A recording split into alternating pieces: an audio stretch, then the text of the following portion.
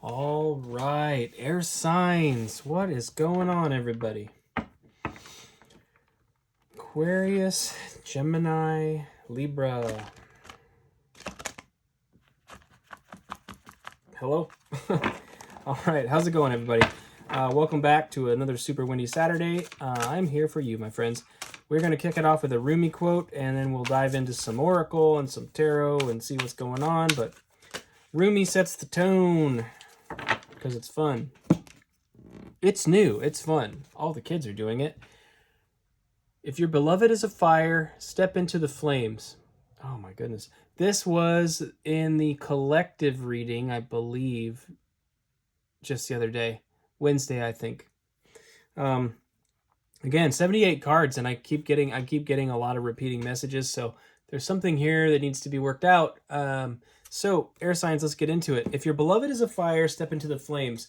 Something I missed about this quote on the collective reading the other day was it collected? I don't even remember. Anyway, was this. If your beloved is a fire, step into the flames. Well, what would happen if you stepped into flames? Like, you're potentially going to get burnt. You're potentially going to get hurt or injured. There's certainly an element of danger to the whole thing. So, it's a call to boldness about what you're passionate about, and it's sort of absent of like the consequence. Like, you're taking a chance. High risk, high reward. You know? We'll see. We'll see what that has to do with anything here in a moment. Let's get into the Moonology manifestations. Full moon in Cancer. Let your fears dissolve.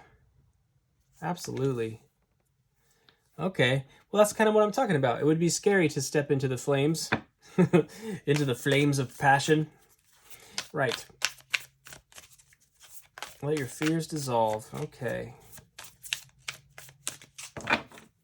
We've got release your blocks. First quarter moon in Scorpio. Release your blocks. Which I would imagine would be something to do with fear. Okay. One more card here. And finally, we have attend to the details. Last quarter moon in Virgo. Okay, attend to the details. So part of the solution here, so we have Cancer, Scorpio, and Virgo. Earth and water. Tending to the details is going to be the thing that helps your fears dissolve. You know, preparation. Preparation will bring confidence. So there's something risky that you're passionate about that you want to do, be it a love situation or an actual passion of like what you're going to do with your life. The way around the fear is really interesting, because let your fears dissolve and release your blocks. Those are both very feminine. It's you're allowing something to you're letting go of something. Now with the Virgo last quarter moon, attend to the details, that's taking initiative on something else. So you're releasing some things and taking initiative on others in order to get past that block of the fear. Underlying the deck, last quarter moon in Leo, lighten up. Yeah, lighten up. I'll keep that to myself. Anyway, yes, lighten up. Sometimes we get really worked up and afraid of things that are so inconsequential in the grand scheme of things. If you feel afraid, and the two things you can do is get more information or more preparation. The other is to zoom out. Imagine a bird's eye view, and it's like the farther you pull away, the more you realize the insignificance of what feels like a large thing when you back away from it is really not so much. Like, could you imagine if you were looking at, I don't know, let's just pick an insect, say like a beetle, just a random beetle. If you were like really, really tiny and the beetle was like this massive monster in front of you, it would be terrifying. You'd be like, oh my God, it's a giant beetle monster. I'm going to die. You know, no. But as you zoom out, and zoom out to the correct perspective, let me put it that way. This is where the details come in.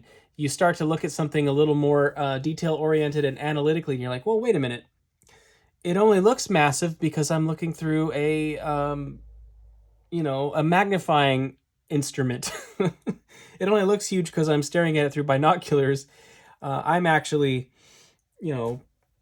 hundreds of times bigger than this beetle. It's not a thing to be afraid of. It only looks that way because I'm way too close to it. That's a weird ass analogy. But anyway, let's get into it here. I've got some tarot. A couple cards popped out. We'll get to clarifying here. Thanks for bearing with me today, by the way. I'm in a very strange mood. Let your fears dissolve. We have the Six of Swords.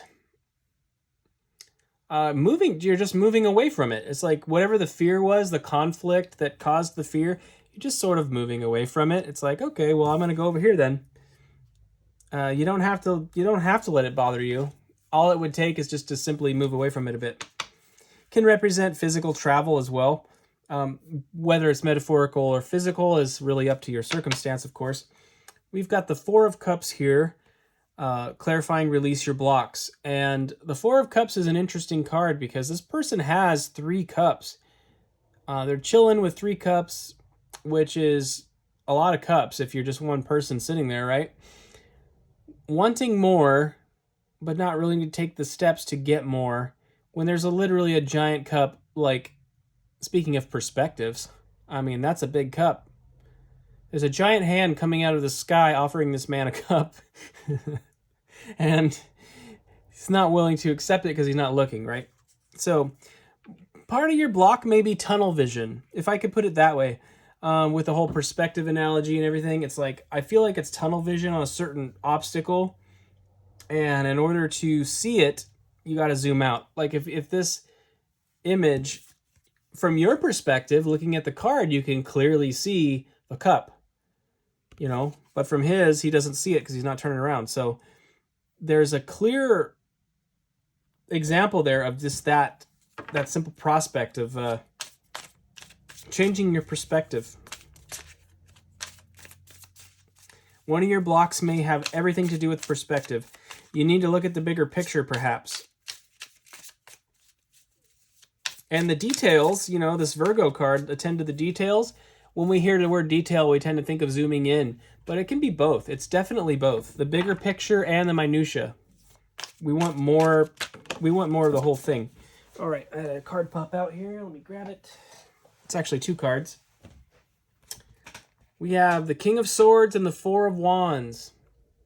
Celebration, joy, and happiness with the Four of Wands. It's the 11/11 card. And by the way, this is Veterans Day that I'm recording this. It's 11/11 today, so this is fun. It's also the date. And then we have the King of Swords here. This is Aquarian energy. This is generally air sign energy. The logic, the rationale, the reasoning, the ability to not let the emotional state and the passionate state interfere with what is. So attending to the details is what's going to help you get over these fears and get into these passions that you desire. So embrace the logic and the rationale as well. If you're really passionate about okay, let's look at it. I'm trying. I'm struggling with this one, but I'm going to try to hash it out because I'm trying to be a good channel here. It's like if you're trying to hash out a passion that you have that's somewhat irrational. I don't know. Say your true passion is you want to basically hang out with puppies all day. I don't know. That's really stupid. It's really stupid, and you know that. Like, your rationale understands that it's stupid, but really processing that and just accepting it, like saying, well, in this case, the passion I do have is kind of silly, and it's okay. I can move forward with this regardless, with the understanding that there's an element of it that is kind of absurd. whatever it is that feels absurd, right? If it's just like a long shot, it's like, well, I really would love to be a touring musician, but the odds are so slim. Well, you can have a rational understanding of the odds and apply that information to your work ethic. So even if it's something ridiculous, this man isn't necessarily saying no as the King of Swords. He's not saying no or yes. He's saying, well, here are the odds and here are the circumstances that affect the odds. If you can attend to that, and if you can be detail oriented in that sense, that you recognize how much of a long shot your passion may be, you're going to have some joy and success and victory here with this Four of Wands. Okay? Yeah, that's a pretty... I know that's a bit of a weird analogy, so thanks for bearing with me again, but that's how it is sometimes. No matter how ridiculous it is, it's just like you need to just take stock of it, like assess it. Think of an accountant. An accountant, right? It's an accountant, basically. It's like, take account for your own situations. Like, I want to make a career out of petting puppies. Okay, that's pretty absurd, but let's look at all the facets of that. How can I take the information, the realistic information, by the way, Aquarius, right? Be real. How can I take the real information and use that to create an aggregate so that I can strategize how to make my dream of petting puppies for a living a reality? Underlying the deck here is Five of Swords. I feel like it's saying don't shortchange yourself. You sort of have like fight, flight in the background, and freeze. You have like your three responses to stressors: fight, flight, and flee. Those are the typical reactions to a stressful situation. And you're sort of being called to not do this in a way. I think the King of Swords is really there to suggest to try to transcend the energy of fight, fight, or flee, and see it as it is. Like, just, it's the reality of the whole thing. And I've been wrestling with this myself, my friends. I really do think that I tend to swing on this pendulum of information where it's like, sometimes I think I'm going to pet puppies for a living, and other times I totally shut myself off because I think, oh, that'll never happen. But the key to that is the preparation, attending to details. You know, preparation is going to ensure the ability to get there. I do have to note, too, that we do have quite a lot of sword energy going on here. Clarifying the Six of Swords is the Ace of Swords. This is truth revealed through clear communication. Okay? So you have a circumstance here where your fears dissolving as a passive and feminine and releasing energy is intrinsically tied to sort of the masculine energy of like working the details out. The truth. You know, the truth will set you free. You'll recognize like, well, okay, well, I want to pet puppies for a living, but maybe it doesn't look like the way I think it looks. It's not going to be, I don't know, let's say like, it's not going to be on YouTube. It's not that I'm supposed to film myself petting puppies. It's that I'm supposed to open a dog boarding house that's like posh and luxurious, and so I only take on a small number of clientele, you know, only 5 puppies at a time. And, you know, there's ways, right? There's ways, but it requires clarity of thought and clarity of speech. And like the King of Swords and the Ace of Swords here is just saying, like, generally speaking, fear comes from a lack of understanding. And the more you understand the circumstances, the more you can alleviate the fear. Side note, that's why in the world, all of the unknowns are the things that, you know, I feel like the world at large and certain aspects of it love to keep you in the dark about things and to sort of obfuscate the truth, either by having too much information out or by suppressing information. It's like, and kind of both at the same time sometimes. It could be a very perplexing thing, but it's just something I've been marinating on lately. You're either going to have not enough information or far too much information, and that seems to be a method of influencing thoughts within the masses, I think. So, random side note there, Air Science. Thanks for bearing with me. Let's clarify the Four of Cups for you. I'm definitely in a weird energy here. All right, we have the Two of Pentacles. Now, release your blocks. Four of Pentacles. Or Four of Cups, excuse me. Four of Cups is like, again, it's sort of stagnant. It's sort of wishing you had more, but not really doing anything about it. Releasing your blocks. The Two of Pentacles is literally like you have two things that need to be brought into balance. And sometimes bringing it into balance means assessing the priority of one versus the other and sort of choosing one. The Two of Pentacles is like juggling something, and something needs to be brought to an equilibrium of some kind. It's going to help you move forward. You'll notice how much water is on this card as well, with the Four of Cups here. And then even this quarter moon in Scorpio, we have this lovely river going through here. Release your blocks. In order to get the energy to flow, you need to allow things to come back into balance.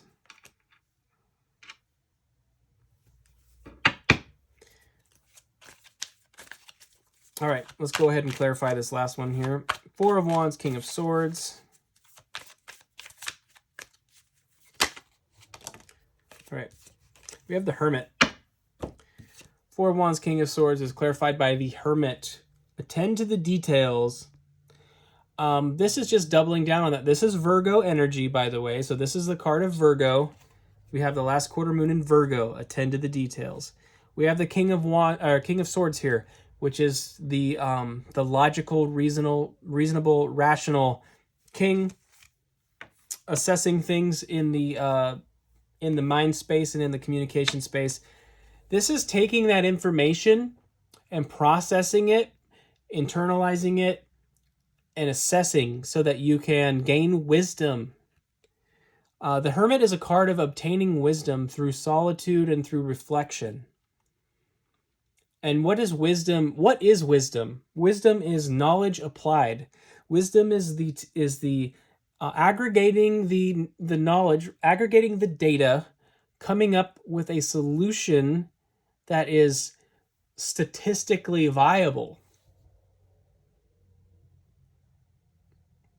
I mean, it's a process of learning to know yourself, but also a process of seeing the external world more accurately for what it is. This is a very, as much as there is all kinds of air in this thing, air signs, of course, this is an insanely grounded message. It's extremely practical. Don't just jump into the fire. Like it says, step into the flames here. If your beloved is a fire, step into the flames. It doesn't say like belly flop onto it with reckless abandon. You're being called to create a strategy, to create a path forward, and then take the step. You will face your fears when you take that first step, but you'll actually be facing your fears before that. It's when you start to create a strategy and a plan. Underlying the deck here is the Two of Swords. The Two of Swords is literally a card of impasse. And it requires creative thinking outside of the box in order to move forward. You have a blockage that needs to be addressed, but in order to address it, you again have to step away. You have to change your perspective. You know, oh no, I can't get by this lady. Yeah, you need to back up. You'll see another path. There's just another path right outside of the frame here, okay? Goodness sakes. I haven't acted this weird on camera in a while, so thanks for bearing with me here. I'm enjoying it, though. I'm enjoying being a weirdo. If you're sticking with me right now, you're definitely cool. All right, let's go ahead and get some potential outcome / advice here. Work Your Light Oracle, okay? I like this one. It asks a lot of questions, too. Half the cards, I don't know how many cards, but there's several cards that have questions on them, which I think is really great. All right. We have the Ever Unfolding Rose, cracked open. It's happening for you, not to you. All right, so however this bears out in the 3D, it's still moving you towards your goal. You know, time is, at least on this plane of existence in our human experience, time is linear. And our path to our goals and to our dreams are also linear. They appear to swerve to the left and right. They appear to be all over the place, but it's still ultimately taking you where you need to go. So it's important to bear that in mind. Okay.